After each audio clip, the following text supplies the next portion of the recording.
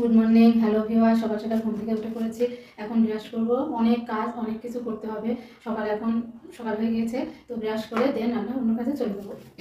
এখন আনুমানিক সকাল 6টা। ব্রাশ শেষ করে আমাকে দ্রুত রান্নাঘরে ঢুকতে হবে, কারণ তোমাদের ভাইয়া সকাল সকাল অফিসের জন্য বের হয়ে যায়। আমাকে তার ব্রেকফাস্ট রেডি করতে হবে এবং লাঞ্চ রেডি করতে হবে, এজন্য আমার খুব তাড়া। চলে এসেছিলাম রান্নাঘরে, এসে ডিম পোস্ট করতে দিলাম, আর এদিকে মাংসের তরকারিটা একটু জাল দিচ্ছি।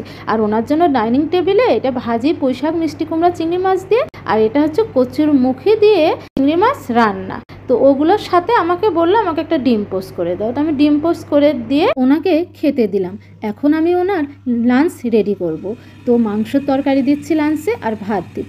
এটা রেডি করে অফিসের জন্য বের করে দেন আমি বাসার অন্যান্য কাজ করব, বাসা ক্লিন করব এবং দুপুরের রান্নার প্রস্তুতি নিব। তো আমাদের বাসার ছাদে কাজ চলতেছে, মানে ওপর ফ্লোরে আরও কাজ চলতেছে এবং বাসার পাশেও অনেক কাজ চলতেছে, যার কারণে প্রচুর নয়েজ আসতেছে। এর কারণে যে আমার ভয়েসটা সুন্দর হচ্ছে না, তোমরা একটু খেয়াল করলে বুঝতে পারবে ভয়েসের মধ্যে অন্যান্য শব্দ আসতেছে। কি আর করার, যেহেতু বাসার কাজ চলতেছে পাশে ওপরে, এটুকু সমস্যা তো ফেস করতেই হবে। আর এই বাসার কাজ চলছে, যার কারণে প্রচুর ধুলা প্রতিদিন বাসাতে ঢুকতেছে। অনেক রকম মিস্ত্রি কাজ করতেছে, যার কারণে প্রতিদিন ফার্নিচারগুলো না মুছলে আসলে কিন্তু পরিষ্কার থাকে না। তো প্রতিদিন আমি ফার্নিচারগুলো একটু মুছে নিট অ্যান্ড ক্লিন করার চেষ্টা করতেছি। তো মেয়েরা নাকি বাসায় কোনো কাজ করে না, দেখো কত কাজ করে মেয়েরা। আসলে কাজ আমরা নারী পুরুষ উভয়েই করে থাকি। পুরুষের মাথায় যে পরিমাণ টেনশন থাকে, তার 1% যদি নারীদের মাথায় দেওয়া হতো, তাহলে 100টা নারীর মধ্যে 99টা নারী কিন্তু পাগল হয়ে যেত। আসলে যার যার অবস্থান থেকে সেই কিন্তু আমরা জীবনে ব্যস্ত। ঘরদোর পরিষ্কার করে আমি এবার এই বাটিগুলোকে নিট অ্যান্ড ক্লিন করে এটাকে পানি ঝরতে দিলাম, দিয়ে আমি ডিমগুলোকে বের করে দেন পরিষ্কার করে সুন্দরভাবে ফ্রিজে রেখে দিব। পুরুষদের কাছে বউয়ের রাগ ভাঙানো যদি তেল মারা হয়, তবে সেই সব বউদেরকে আমি বলছি, আপনিরা স্বামীকে তেল মারা বন্ধ করেন, তবেই দেখবেন স্বামী সাইজ হয়ে গিয়েছে।